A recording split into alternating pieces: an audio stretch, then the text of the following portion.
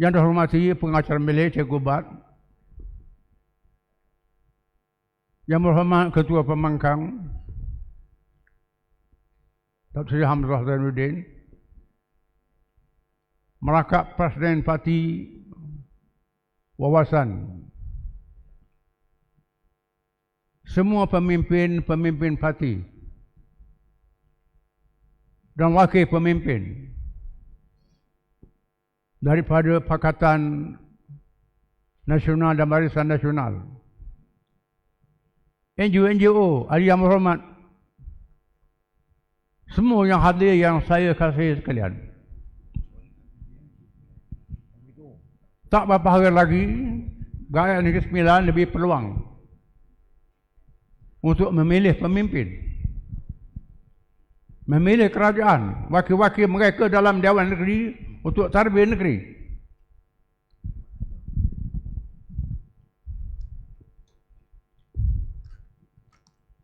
Satu amal dinamakan politik merupakan salah satu perkara yang penting Allah menjadikan manusia di atas muka bumi. Makhluk manusia yang berbeza dengan makhluk yang lain, tidak macam makhluk gaib, malaikat dan jin, tak macam binatang yang tak ada akal, tak macam kayu dan batu yang tak bergerak. Manusia dijadikan berjasad,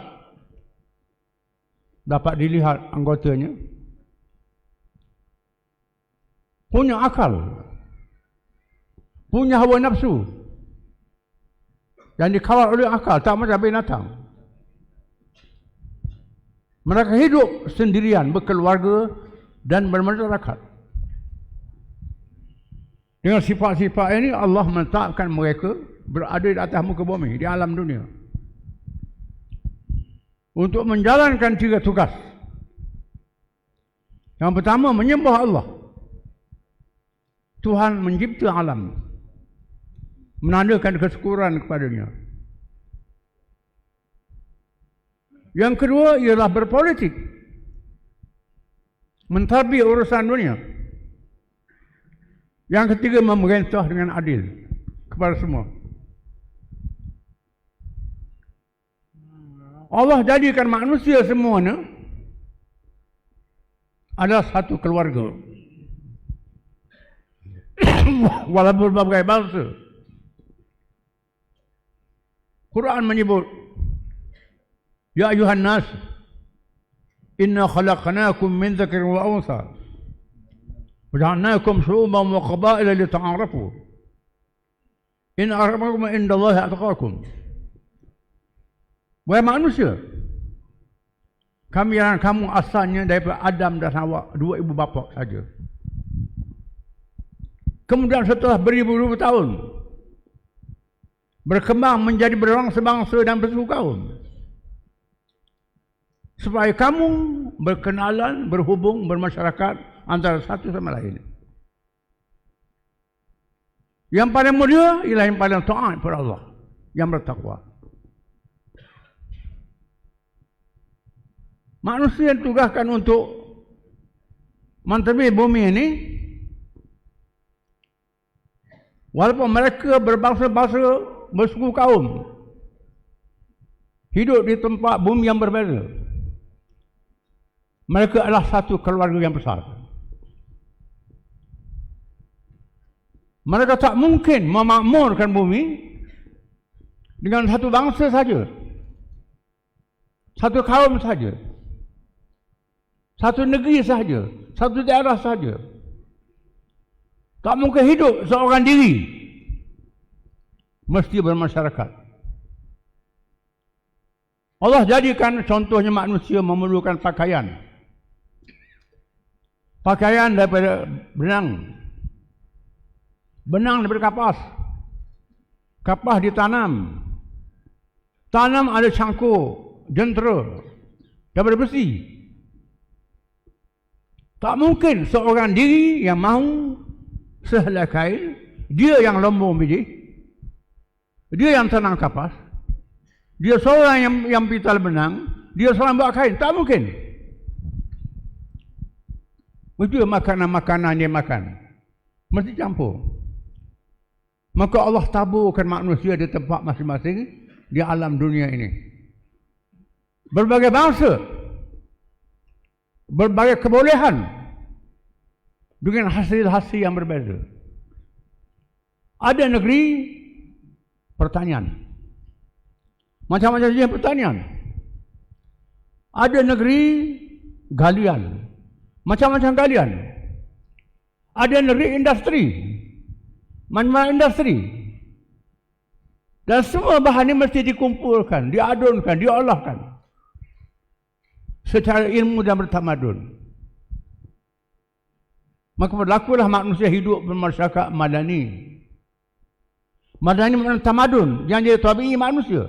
Bukan Malaysia saja madani. Semua manusia adalah madani. Allah utuskan para rasul. Mula Adam, akhir Muhammad SAW. Untuk seluruh manusia. Muhammad diutuskan di akhir zaman. Ketika manusia berada dalam kemunculan ilmu, pengetahuan dan kemajuan. Dunia yang luas tak perlu masa yang panjang untuk pergi ke sana kemari. Dapat maklumat. Maka cukup seorang rasul sahaja. Dia beri mukjizat ilmu Al-Quranul Karim. Allah menugaskan Nabi mengajar manusia beribadat dan mengajar berpolitik, menegakkan negara masyarakat majmuk. Bukan sahaja orang Arab, dimulakan orang Arab, kemudian negara besar. Sehingga Islam memerintah wilayah yang paling besar dalam sejarah manusia.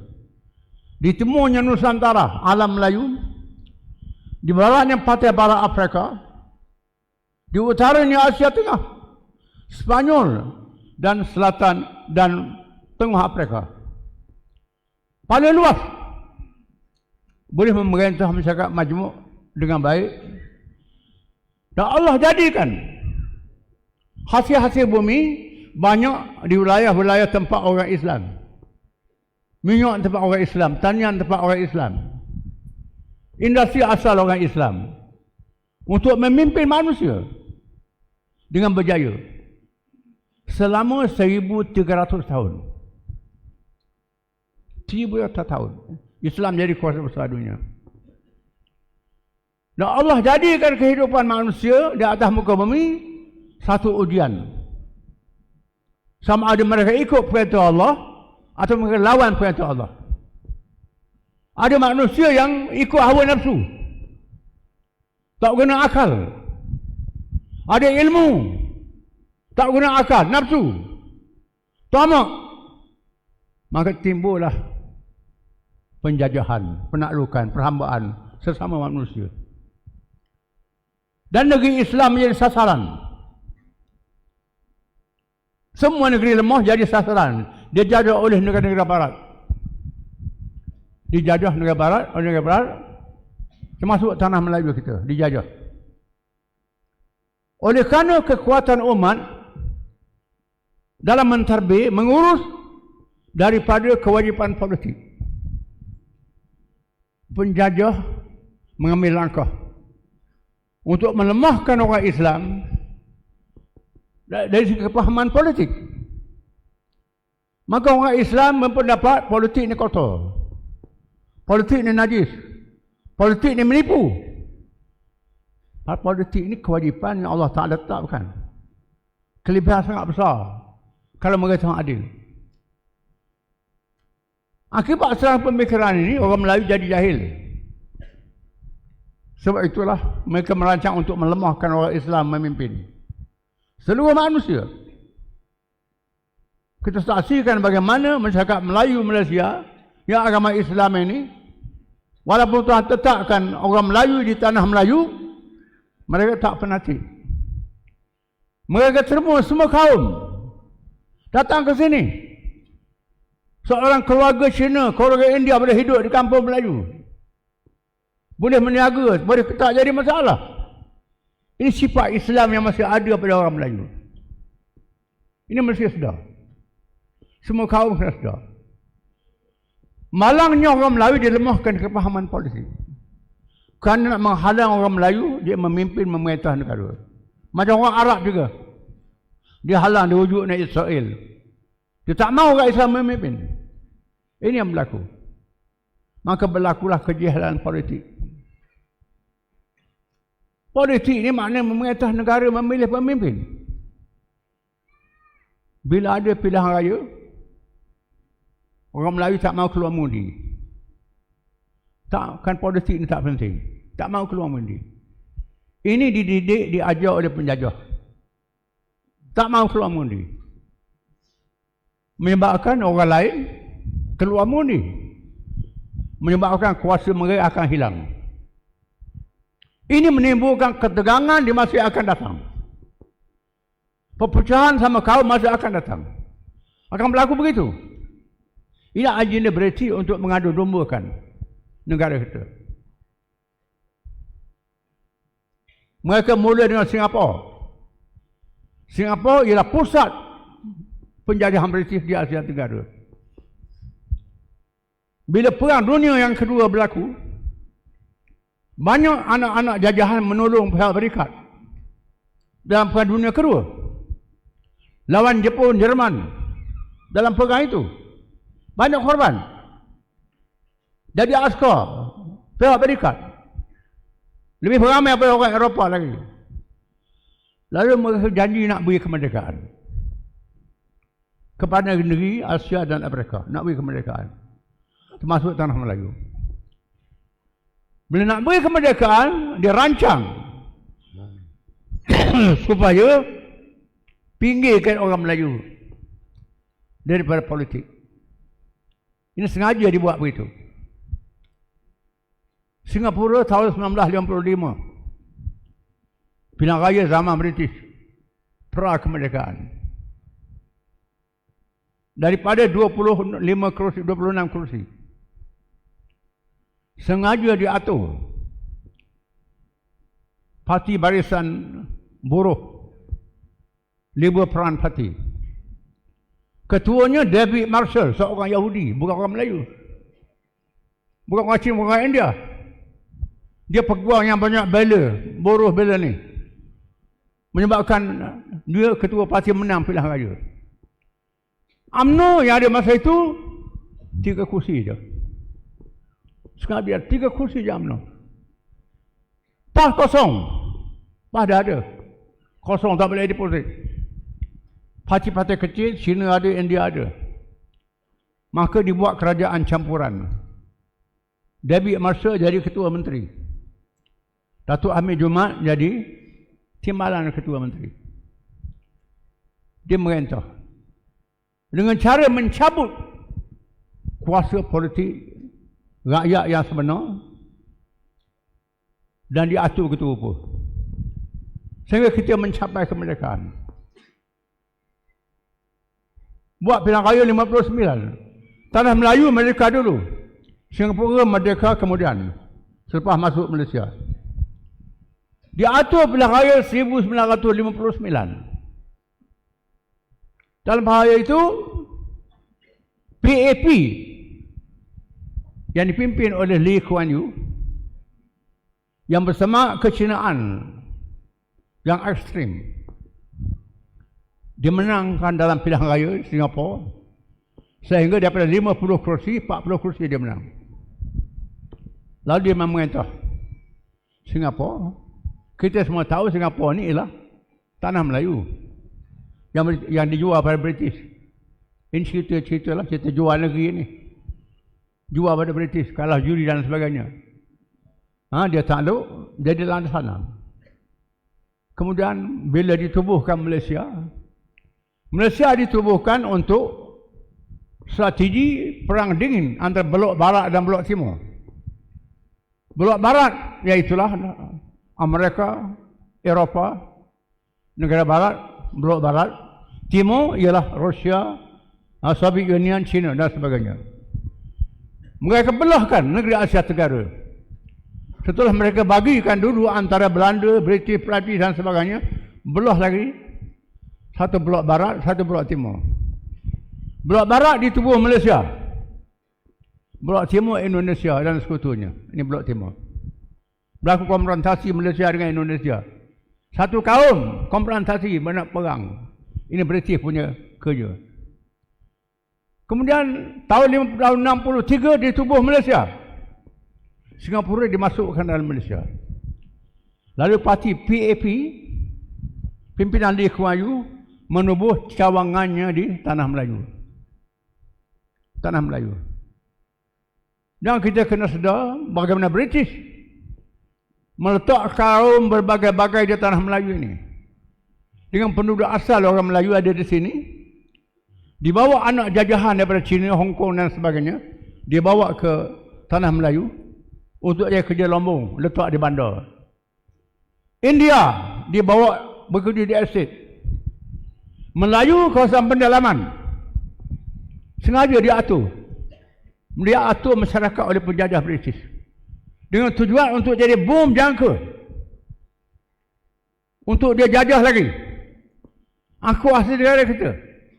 Ini cara dia susun, diatur. Maka berlakulah walaupun kita telah mencapai kemerdekaan, ketegangan hubungan antara kaum. Kaum Cina menguasai ekonomi di bandar, kawasan-kawasan maju. Orang India di estate terus dalam keadaan sebiar dan miskin. Orang Melayu, Bumi Putera sebagainya dalam kemiskinan. Begitu. Timbul ketegangan. Berlaku peristiwa 13 Mei yang terkenal. Berlaku meletup peristiwa 13 Mei. Masa itu PAH dengan UMNO bergabung untuk selesaikan masalah. UMNO melalui perikatan, UMNO MCMIC, PAH dengan beberapa parti di bawah dia bergabung untuk selesaikan masalah hubungan kaum ini. Yang perlu kita sedar, perikatan UMNO, MCMIC dan PAH ini sama-sama berjuang kemerdekaan, tuntut kemerdekaan yang British. Apa yang menarik? Semua parti ini bekerja sama, masa menuntut kemerdekaan untuk menentang perlembagaan Malaysia yang digubah oleh British. Perlembagaan yang British gubah melalui Suruhanjaya Red, tak ada dalamnya agama Islam, tak ada dalamnya agama Melayu, agama bahasa Melayu. Tak ada dalamnya hak raja-raja Melayu. Tak ada, bersama. Lalu dalam PN 55 PAS ada satu kursi pembangkang. Perikatan 51 kursi. Mahmud Aitah dan Majlis Besar masa itu duduk dalam parlimen, tubuh kerajaan demokrasi, PAS satu yang pembangkang. Namun kita bersetuju bekerjasama untuk hantar memorandum kepada British supaya dipindah perlembagaan yang diubah itu. Yang pertama, meletakkan Islam adalah agama negara, kerana Tanah Melayu ini hak orang Melayu. Yang kedua, kebebasan beragama kepada penganut-penganut kaum, kerana menghormati masyarakat majmuk. Ini hak Bumi Putera, kerana Bumi Putera paling besar miskin, tetapi hak miskin untuk semua. Oleh kerana hak Bumi Putera paling besar, disebutlah hak isi Bumi Putera. Tapi yang miskin tak ada siapa, sama saja. Ini perkataan yang kita ambil.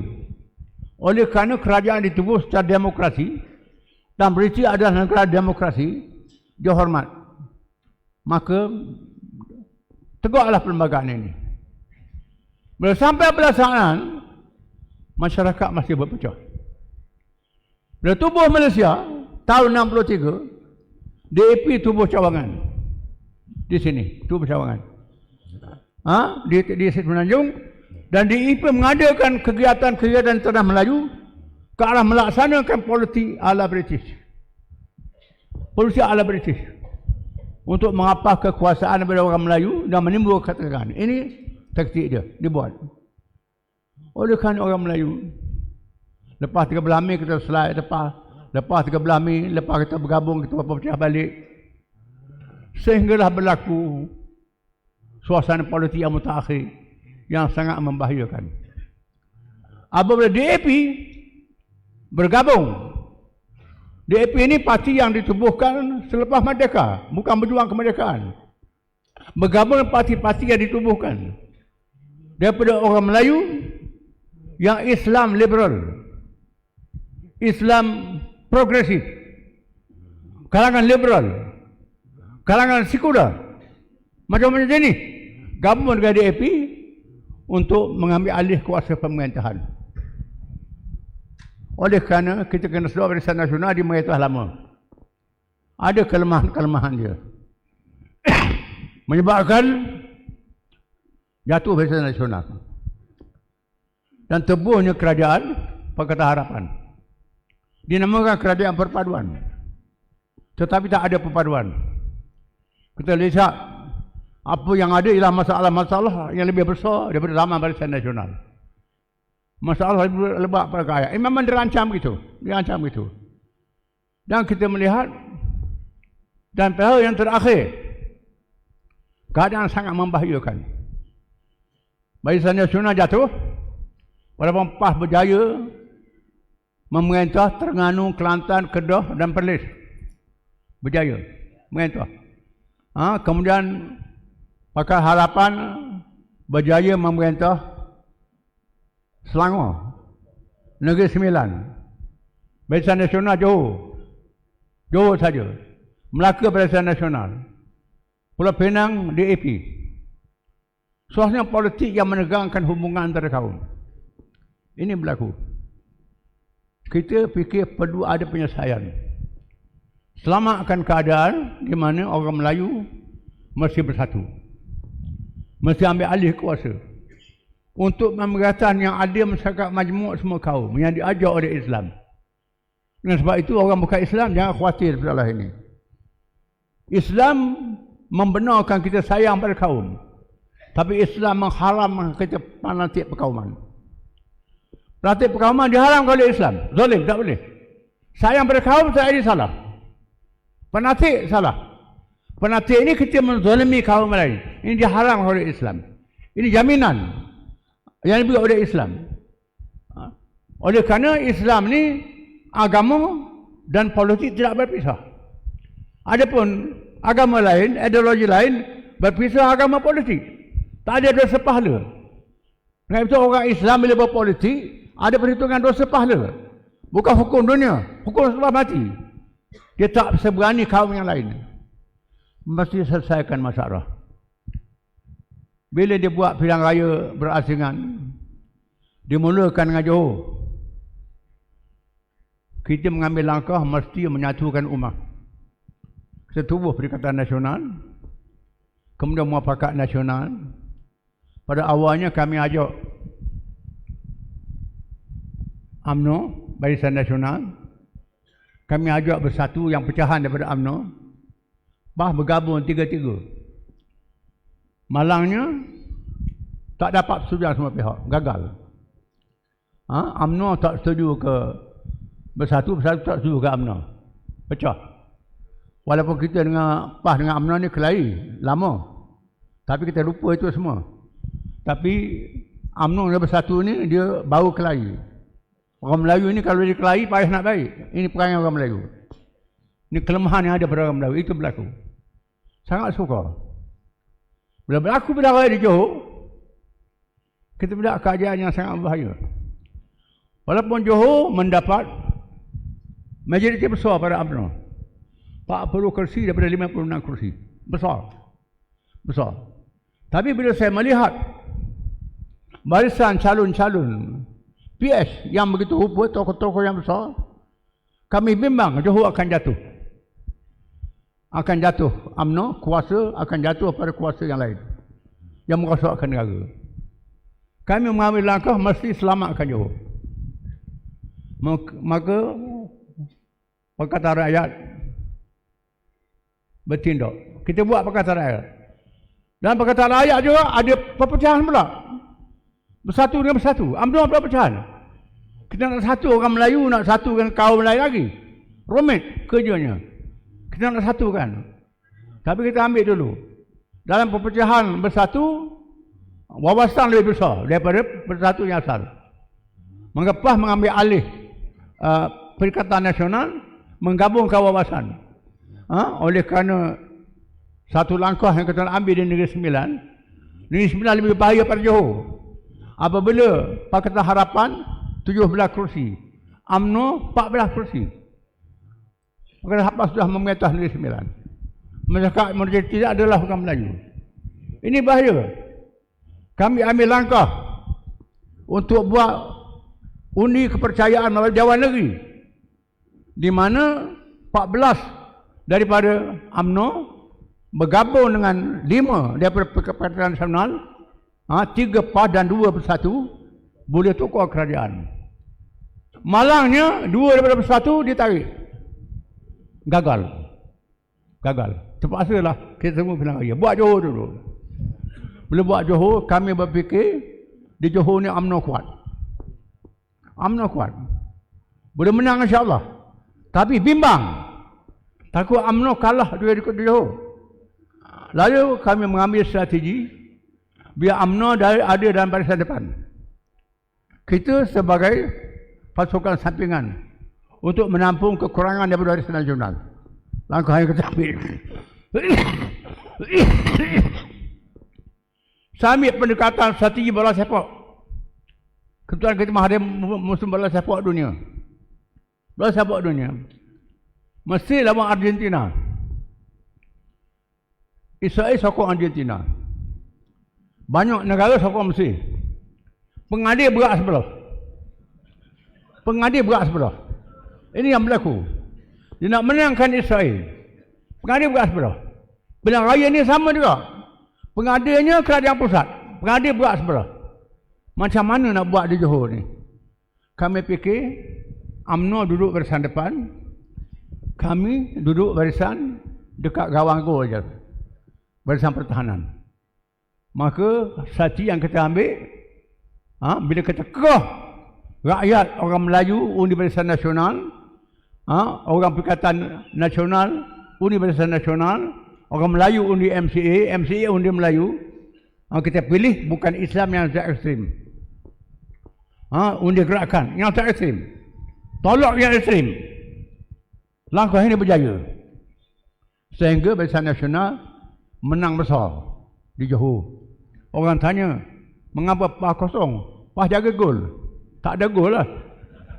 PAS dengan wawasan jaga gol je. Kami tak ada depan. Tak ada gol lah. Itu hanya. Ada pun Negeri Sembilan. Lain. Kerana kita ada 5 kursi. Di mana Barisan Nasional ada 14 kursi. Keadaan kita ada. Satu yang kita ambil ialah supaya kita ada pasukan penyerang sama Barisan Nasional. Buat strategi pasukan yang lain. Ini langkah yang kita ambil di Johor. Tapi Negeri Sembilan tetap didominasi oleh Barisan Nasional. Dan sebab itu mengambil pendekatan kita kerjasama Barisan Nasional. Negeri Sembilan Barisan Nasional yang pimpin. Menteri Besar Barisan Nasional. Kerana dia yang besar di sini. Ini kita buat utusan begitu. Tapi kita nak supaya gerakan pengundi ni yang penting. Di mana tempat yang kita bertanding, Perikatan Nasional bertanding, Barisan Nasional tak bertanding. Kita tak lawan Barisan Nasional. Kecuali parti Bunga Raya yang pergi kacau. Yang kita pecah. Itu cerita lain lah. Kita lah untuk nak pecah undi. Kita percaya insya-Allah tak ada kesannya. Cuma kita harap supaya kerjasama ni betul-betul berlaku. Saya ulangi seruan sekali lagi. Supaya orang-orang Perikatan Nasional, PAS dan wawasan bekerja juga kawasan Barisan Nasional. Undi Barisan Nasional. Begitu juga orang Barisan Nasional bekerja kawasan yang PAS bertanding. Ini undi kawasan bertanding. Supaya kita mendapat kemenangan. Ini mesti. Ini arahan saya. Daripada PAS, saya arah orang PAS, kawasan Barisan Nasional, undi Barisan Nasional. Dan kerja untuk mereka.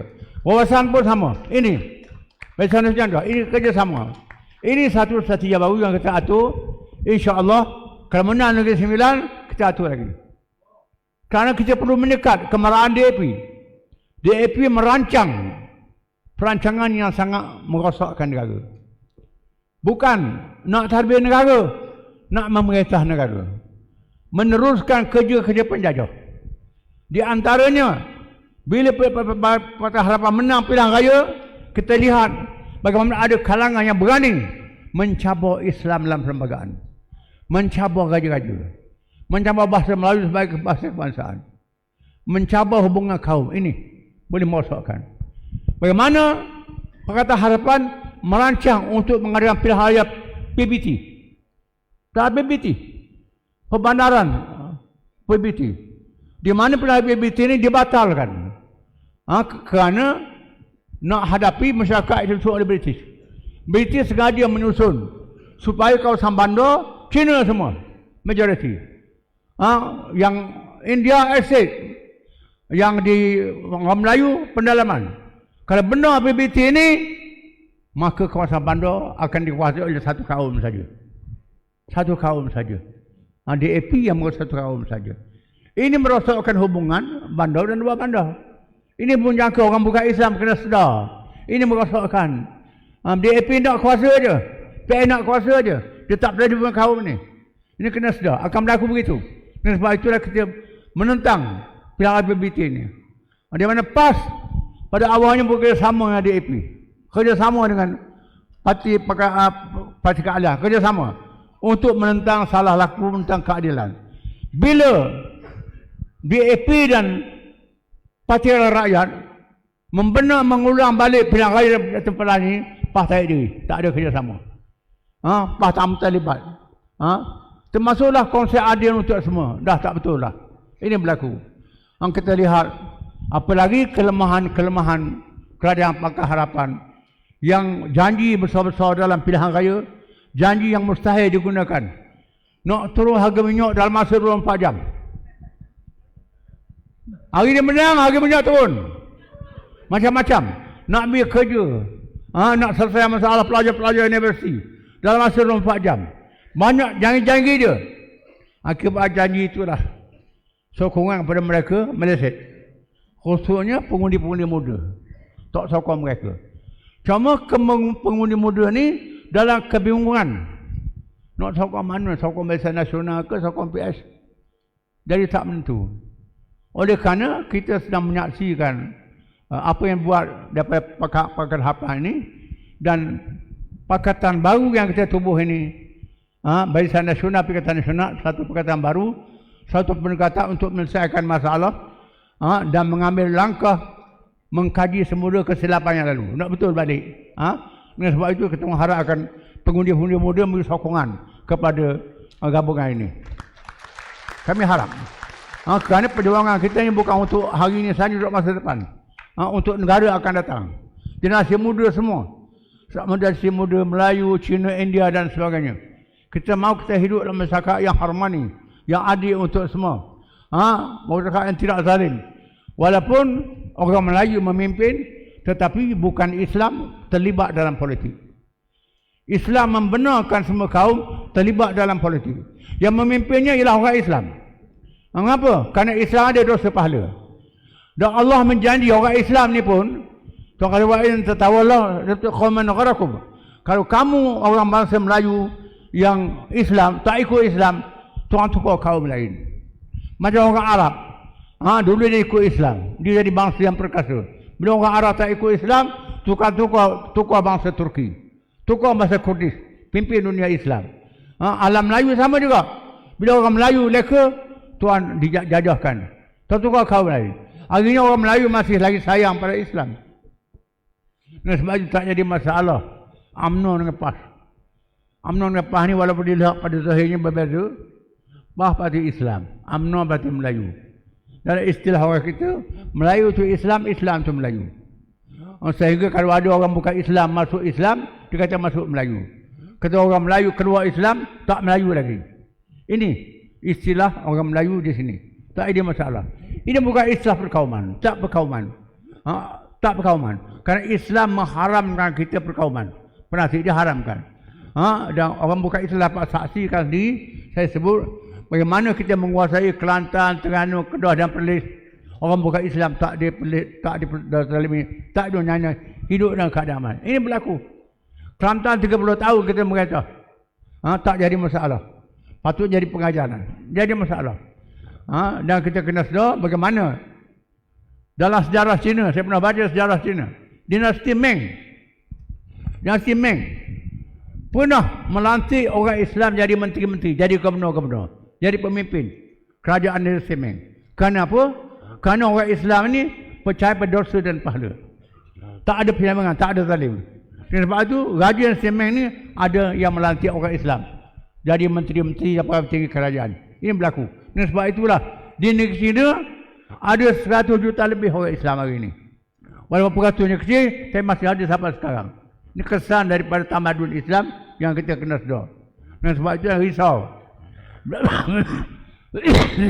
Bila kami sebut melalui Islam yang memimpin, maka ini untuk menyelamatkan negara, untuk penyelesaian yang sebenarnya. Oleh kerana itu kita harap jadikan Perdana Negeri Sembilan ini satu landasan untuk perubahan seluruh negara. Rasa untuk semua kerjasama yang lebih fleksibel, yang kerjasama yang lebih ke depan, insya-Allah akan jadi contoh pada negeri-negeri lain. Negeri Sembilan jadi contoh negeri lain, insya-Allah. Dan beri menang dulu. Sebab itu undi kami pada hari Jumaat ini, insya-Allah kita akan buktikan dengan tindakan dan amalan yang berjaya, insya-Allah. Saya rasa itulah pertahanan saya. Semoga Allah Ta'ala beri petunjuk kepada kita semua untuk memilih kerajaan. Wassalamualaikum warahmatullahi wabarakatuh. Waalaikumsalam warahmatullahi wabarakatuh. Saya minta semua kekal di tempat duduk. Ayah Haji izinkan saya